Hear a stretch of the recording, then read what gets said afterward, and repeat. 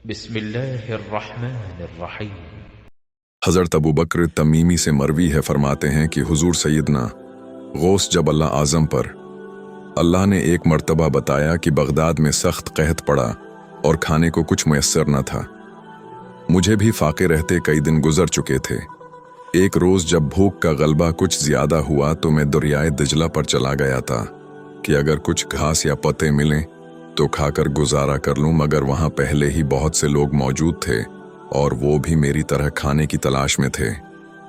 बिलाखिर मैं शहर की जानिब वापस लौट आया। अभी कुछ देर ही गुजरी थी कि एक नौजवान भुना हुआ गोश्त लेकर मस्जिद में दाखिल हुआ और खाने बैठ गया। मैं भूख से उस कदर निढाल था कि जब वो लुक़मा अपने मुंह में डालता तो मैं अपना मुंह खोल लेता। हत्ती कि मैंने खुद को मलामत करने को कहा कि ये क्या हरकत है। अल्लाह इस वजल मेरे हाल से वाकिफ़ है, उसी पर तवक्कुल कर और इस कदर बेसब्रा ना हो। हुजूर सैयदना गौस आज़म ने फरमाया। फिर वो नौजवान मेरी जानिब मुतवज्जा हुआ और कहने लगा कि आपको ये मेरे साथ खाने में शामिल हो जाएं।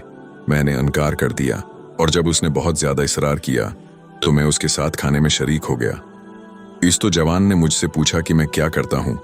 मैंने उसे बताया कि मैं फ़िक़ा का तालिब इल्म हूँ और जीलान का रहने वाला हूँ। उसने मुझसे पूछा कि क्या तुम जीलान के एक शख्स अब्दुल कादिर को जानते हो।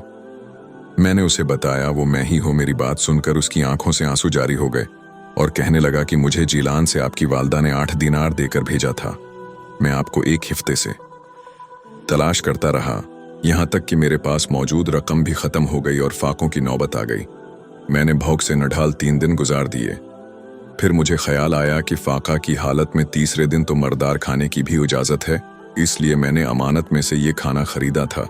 ये खाना आप अल्लाह की मलकियत है और मैं आप ये से माफ़ी चाहता हूँ।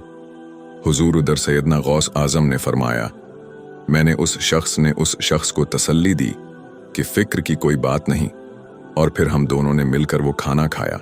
मज़ीद ऐसी वीडियोज़ देखने के लिए हमारा चैनल विज़िट करें। अगर वीडियो पसंद आए तो लाइक और सब्सक्राइब करें।